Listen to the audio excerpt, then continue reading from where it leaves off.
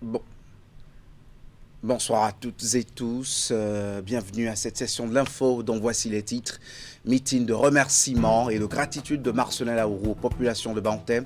C'est un service après-vente du cadre de l'administration douanière à l'égard de ses parents, massivement sortis pour porter Romuald Ouadani à la Marina. D'autres cadres et les élus se réjouissent aussi du score historique de la commune à ce scrutin présidentiel. Sacre de Bernadine Quintosou à la finale du concours Livre ton livre de l'ONG Matayara. Elle remporte cette troisième édition axée sur les droits à la santé sexuelle et reproductive sur 11 finalistes. L'ouvrage objet du challenge cette année est La faiseuse d'ange de Nathalie Ekpe.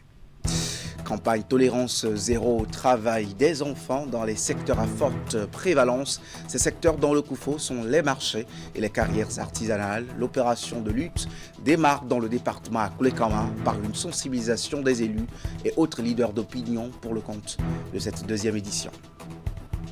Quelques jours après la proclamation des résultats définitifs de la présidentielle d'avril 2026, acteurs politiques et population de Bantais se retrouvent pour un meeting de reconnaissance d'envergure. Le colonel des douanes Marcelin Laourou et les cadres de cette commune du département des Collines ont salué les populations fortement mobilisées derrière le duo Ouadani Talata le 12 avril dernier. Un invité de marque en la personne du député Hassan Seibou, directeur de campagne du duo vainqueur de la présidentielle, était en soutien à cet événement du week-end. Reportage. Quelques jours après la proclamation des résultats définitifs par la Cour constitutionnelle, l'heure est au remerciement des populations de Bantais pour leur mobilisation lors du scrutin du 12 avril dernier. À la manette de cette grande mobilisation qui réunit cadres, élus, femmes et jeunes de la commune, le colonel Marcelin Laourou. Un moment de retrouvailles entre fils et filles de Bantais. Notre commune a réalisé un score historique de votes à plus de 90%, je veux dire, en faveur du nouveau président élu. Ce résultat place Bantais au premier rang de la 9e circonscription électorale et au deuxième rang dans le département des Collines. Au-delà du taux de participation, mes remerciements sont en lien avec la paix et la sécurité qui ont caractérisé notre commune. Présent à cette rencontre, le directeur de campagne Hassan Seibou souligne le rôle de Bantais dans la victoire du duo candidat de la mouvance. C'est aussi une occasion de rendre hommage au leadership de Marcelin Laourou. J'aimerais dire encore une fois, merci à Laourou Marcelin. Je te dis merci particulièrement. Parce que nous étions venus là, il faut le dire que grâce à lui. Et le jour-là, c'est à Bantais qu'on a eu la plus grande bousculade devant le président. Nous ne sommes pas venus ici pour faire des revendications. Ne nous donnez pas l'argent, développez les routes et nous-mêmes, nous allons travailler parce que nous sommes des braves valides. Nous avons des terres cultivables. Nous avons les richesses naturelles pour développer Bantais. Faites l'essentiel, donnez-nous les outils pour que nous puissions développer Bantais. Mobilisé pour la victoire du duo Ouadani Talata, Bantais est désormais tourné vers son développement. Un défi que cadres et population se disent prêts à relever ensemble. À l'école cette fois, l'inscription des candidats, la liste des surveillants, celle des correcteurs, tout cela est déjà bouclé. Dans l'Atlantique, pour le compte du baccalauréat 2026, les opérations de préparation de cet examen qui a lieu, il faut le rappeler, du 15 au 18 juin prochain vont bon train dans ce département. Il en est de même pour le brevet d'études du premier cycle dont les épreuves sont prévues pour les 8, 9 et 10 juin prochains. À quelques semaines de ces échéances fatidiques, le directeur départemental des enseignements secondaires, techniques et de la formation professionnelle fait le point des préparatifs. Ces actions sont celles qui sont menées à son niveau, à côté des diligences des équipes de la direction des examens et concours. On l'écoute. Au jour d'aujourd'hui, je peux vous dire qu'au niveau de notre département, l'inscription des candidats, que ce soit au niveau du bac ou au BPC, tout est terminé. Même au niveau des examens techniques, tout est terminé. Nous avons validé, pour ce qui concerne le baccalauréat, la liste des correcteurs et la liste des surveillants de salle. On a déjà fait ça. Ces listes seront rendues publiques en son temps et les acteurs seront informés des centres où ils iront officier. Aujourd'hui, nous avons envoyé la liste des chefs centres et chefs centres adjoints pour ce qui concerne le baccalauréat. Pour les examens techniques, tout est fini, puisque ça commence dès le début du mois de mai. Et avant cette date, les différentes listes seront rendues publiques, que ce soit pour les candidats, pour les surveillants de salle, etc., pour les chefs centres et autres.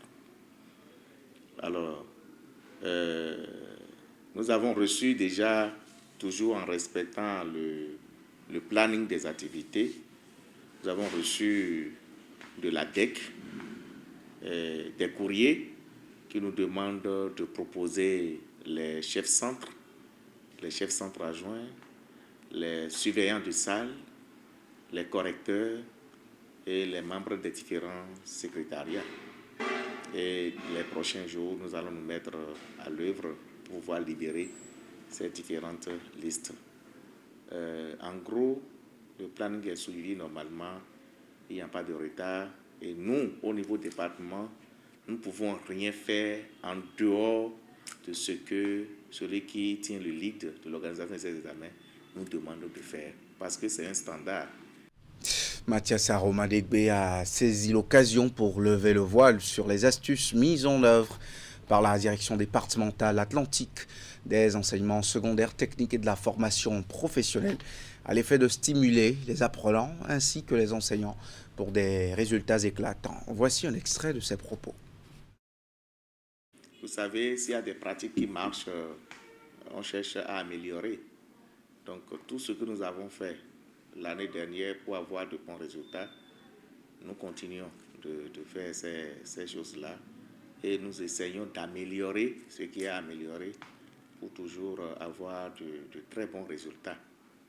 D'abord, nous avons fait le tour de tous les établissements qui présentent des candidats et prendre des engagements avec les apprenants.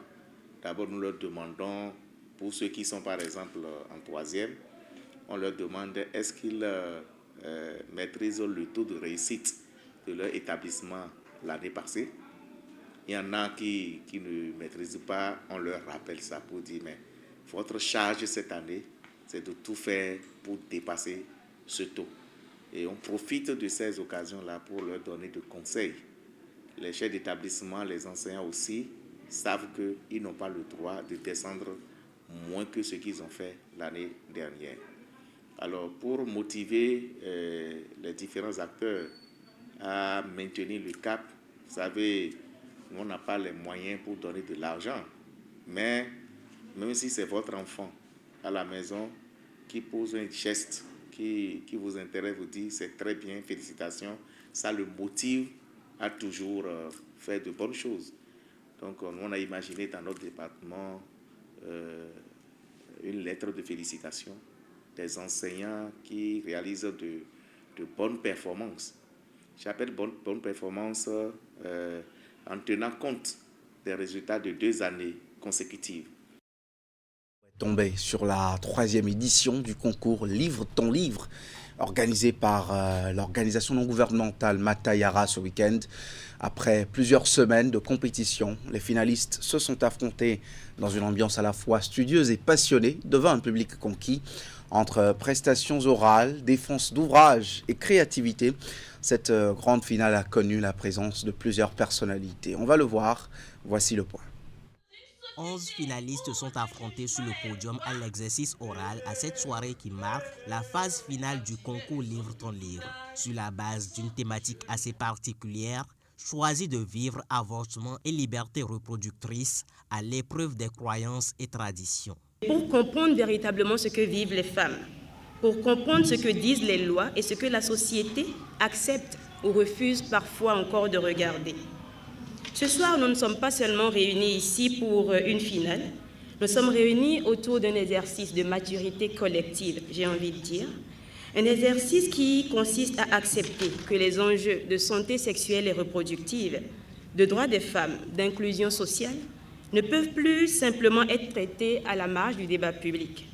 Ce thème est en effet un enjeu au croisement du droit, de la santé publique, des normes sociales, des libertés individuelles et du développement.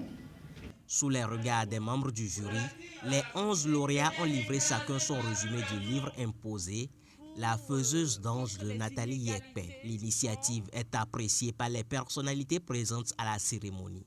Livre ton livre est bien plus qu'une initiative culturelle. C'est un véritable espace d'expression, un levier d'émancipation et un puissant outil de valorisation du potentiel intellectuel de notre jeunesse, celle qui prend sa véritable place au sein de la société. Mais aucune femme ne se lève pour dire « je vais faire un tour, j'aborde rapidement et puis je reviens ». Ça n'existe pas. Elle a pleuré dans le silence. Elle s'est posé 1001 questions. Elle s'est préparée à la mort. Après délibération du jury, Bernardine Akwa Kentosu est déclarée vainqueur de cette édition 2026 du concours Livre ton livre. La société fait peur. Après une semaine de formation en écriture de scénarios et en bande dessinée, participants et formateurs partagent leurs expériences au centre de formation au métier de l'animation de Wedo dans la commune d'Abomey-Calavi, une initiative du gouvernement béninois tenue pour renforcer les capacités des jeunes en matière de créativité artistique. Le point de Lucrèce Okwijo, présenté par Hugues Vinibé. Initiée par le ministère du Tourisme, de la Culture et des Arts, la formation en écriture de scénarios et bandes dessinées s'achève ce samedi au centre de formation au métier de l'animation de Wedo. Après une semaine d'apprentissage, le résultat est visible. Des dessins prennent vie, portés par des scénarios conçus par les participants sous l'encadrement des formateurs. La première fois au Bénin, nous avons fait un atelier de webtoon où les apprenants ont commencé par faire vraiment du webtoon avec leurs histoires. Donc, chacun d'entre eux finit cette formation avec un projet de webtoon prêt à être diffusé sur des plateformes sur le plan international. Vous savez très bien dessiner, mais vous ne savez pas raconter votre BD tombalo. Donc, je les ai vraiment bien formés en scénarisation. Dédiée à la promotion de l'art, cette initiative est ouverte sur le continent africain. On est venu du Congo avec mes amis, mes frères, pour nous développer notre style, notre technique de dessin et on apprend plus sur le webtoon en particulier. Je ne sais pas ce que c'est vraiment un scénario, donc on l'a appris et je sais maintenant qu'un scénario comporte 3 parties, le synopsis, le récit et le découpage. Cette semaine d'apprentissage et de créativité laisse entrevoir de belles perspectives. J'espère que le public sera un peu plus ouvert par rapport au monde des artistes, qu'on aura de plus en plus de contrats, d'opportunités de travail. Je veux en fait qu'on m'appelle à nouveau pour que je puisse faire mes preuves et produire des œuvres qui soient vraiment appréciées par le public. Autant d'ambitions qui révèlent des idées de projets concrets. La formation en écriture de scénarios et bandes dessinées est à sa première édition. Au Bénin, l'État central ne démord pas face à l'ampleur que prend le travail des enfants. La campagne Tolérance Zéro au travail des enfants dans les secteurs à forte prévalence est la réplique trouvée à ce phénomène dans le département du Koufo. La 2e édition a été officiellement lancée cette semaine à Koulekama. On va faire le point avec Narcisse Alossé. Devant une assistance constituée d'élus locaux, d'acteurs de la société civile et de bien d'autres leaders d'opinion, un ballet de communication et des projections sur écran géant montrant l'exploitation qui est faite des enfants dans des carrières ici, dans le département du Koufo. Un enfant, quand il n'est pas à la maison, il doit être à l'école, s'il en a l'âge, ou il est simplement dans un atelier, s'il a l'âge d'être dans un atelier. Mais un enfant seul qui se balade dans un marché, qui va dans une carrière pour se faire de l'argent, Donc nous avons des raisons sérieuses de nous battre. Se battre contre ces déviances comportementales des commerçants et autres promoteurs véreux, c'est le fondement de cette campagne Tolérance Zéro au travail des enfants qui a sa 2e édition cette année. Il nous appartient, nous, acteurs de la protection, de développer un nouveau paradigme, de nouvelles méthodes de travail, de définir des objectifs et des critères, les réaliser et les évaluer.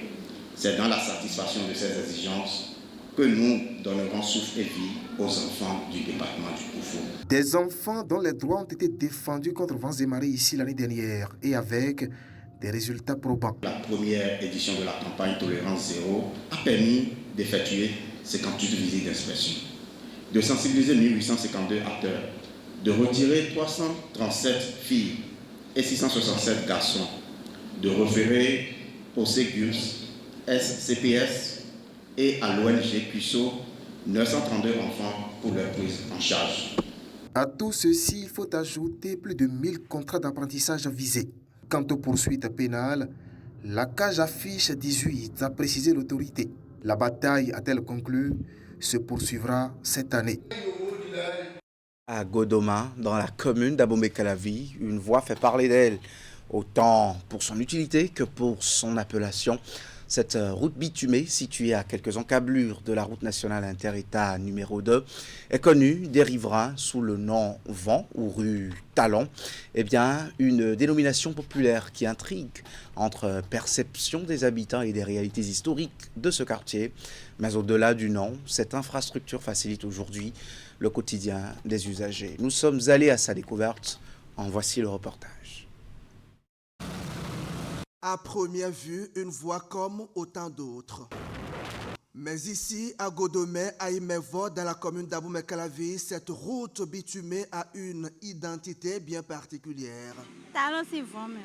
Baptisée par les populations Voie Talon, elle tire cette appellation d'une proximité supposée avec la famille du président Patrice Talon.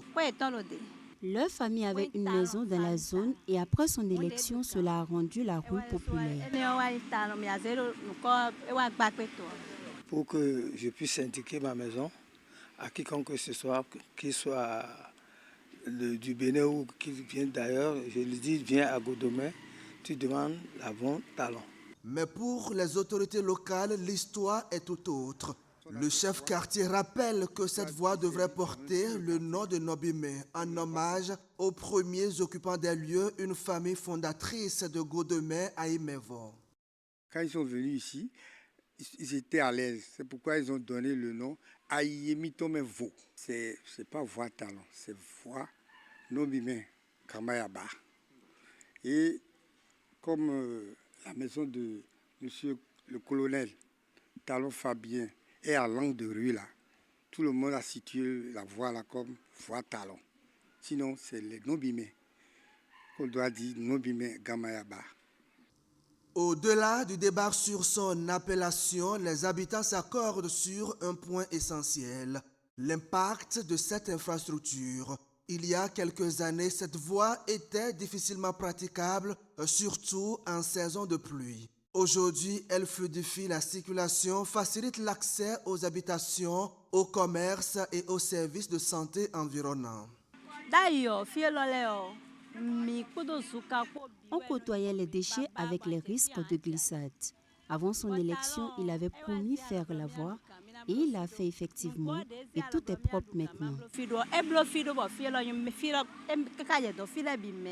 Ça sert maintenant tout le quartier. Pour vous sortir, vous rentrez sur la voie. Vous n'êtes plus comme en difficulté, comme la voie n'était pas bitumée.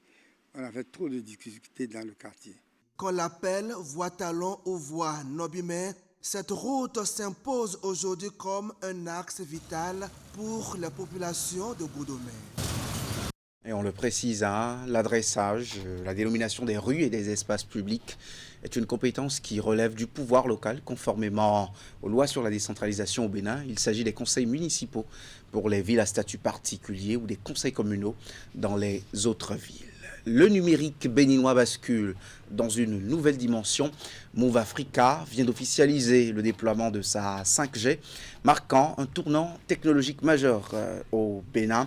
Déjà, sacré meilleur débit Internet du pays pour la 6e année consécutive par NPerf. L'opérateur place la barre très haut avec des pics dépassant les 1700 mégabits par seconde et une latence réduite. La cérémonie de lancement a eu lieu en début de week-end à Cotonou. Plus de précisions dans ce compte rendu signé Ulrich Kaba.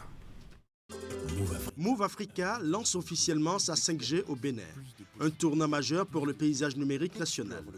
Plus qu'une simple évolution technologique, c'est un véritable saut dans l'avenir. La 5G représente un investissement important qui est aujourd'hui le témoignage de la confiance absolue de Move Africa Bénin dans l'économie nationale pour améliorer non seulement les infrastructures et les installations techniques, mais également les plateformes, l'accès à une énergie stable et propre, sans négliger la couverture commerciale et le développement de nouveaux services. La performance est au cœur de ce lancement. Pour la 6e année consécutive, Move Africa décroche le prestigieux prix NPerf, confirmant son statut d'opérateur, offrant le meilleur débit Internet au Bénin. Pour précision, la 5G de Move Africa décuple les performances avec des pics dépassant les 1700 mégabits par seconde et une latence sensiblement réduite. Elle ouvre des horizons nouveaux, en témoigne cet espace démo qui impressionne l'assistance. On a vu des modèles où la 5G est utilisée par les étudiants de CME-City. On a vu une expérience au niveau médical. On a vu, donc c'est une synergie dans le cadre académique, dans le cadre scientifique et dans le cadre de l'innovation. Il y a une pratique là par rapport à la télémédecine. C'est quelque chose qu'il faut développer, hein. Surtout aujourd'hui avec les médecins délégataires qu'on a. Il faut quelqu'un qui suit. Mais avec cette technologie, je pense que ça va être facile. Les rêves deviennent réalité. Plus qu'une connexion, Move Africa livre une infrastructure essentielle pour un progrès social intelligent. Un atout majeur pour le monde de splendeur en construction au Bénin. On va finir avec cette actualité moins gaie. La mosquée centrale de Parakou était pleine d'émotions à l'occasion du 8e jour du décès de Asia Faria Lazare Ouroubaré, épouse du ministre conseiller à la Défense, Rachidi Gbadamassi. La cérémonie empreinte de recueillement et de solidarité a connu la présence de plusieurs personnalités de haut rang, la vice-présidente de la République, des membres du gouvernement et des députés à l'Assemblée nationale étaient au chevet de Rachidi Gbadamassi. Son épouse a été rappelée à Allah le 17 avril dernier au centre hospitalier universitaire départemental Borgou à Libori des suites d'une courte maladie. Jacques Degbé, Socrata Dantolé. Famille, proches, autorités politico-administratives et leaders religieux, tous sont venus rendre un dernier hommage à Asia Faria Lazare Ouroubaré, décédé 8 jours plus tôt, des suites d'une courte maladie. Récitation de versets coraniques, prières et invocations divines, mais ce fut aussi l'occasion de témoigner sur les qualités exceptionnelles et les valeurs de la défunte. Quand on sait qu'elle a été au rendez-vous de tous les combats politiques, car on est plutôt bien ces dernières années, et notamment les dernières élections, les élections générales, les élections présidentielles, où elle a été une motrice pour la victoire.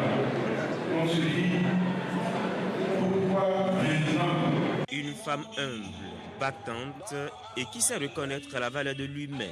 Toutes les personnes présentes à cette cérémonie saluent la mémoire de Asia Faria Lazare Ouroubaré. Cela témoigne de la grandeur de l'âme qui est disparue. La grande dame, l'Amazone, l'épouse de notre boss, de notre honorable conseiller, ministre conseiller Rachidi Gbadamassi. Vraiment, c'est une grande perte pour nous. Tout âme qui à la mort, mais la disparition de notre sœur Faria Ouroubaré nous a attristés. Représentant de la famille de la disparue, Mohamed Barret, vice-président de la haute autorité de l'audiovisuel et de la communication, salue l'attachement affectif à leur égard. Votre présence nous renforce dans notre force de supporter la douleur que le Seigneur a voulu nous infliger. Nous savons que les prières qui vont faire pour Adafakadou selon les musulmans de puissance qui a voulu Cette cérémonie de 8e jour, marquée par des prières et des témoignages poignants, illustre le lien de solidarité et de compassion suscité par cette disparition à Parakou et bien au-delà.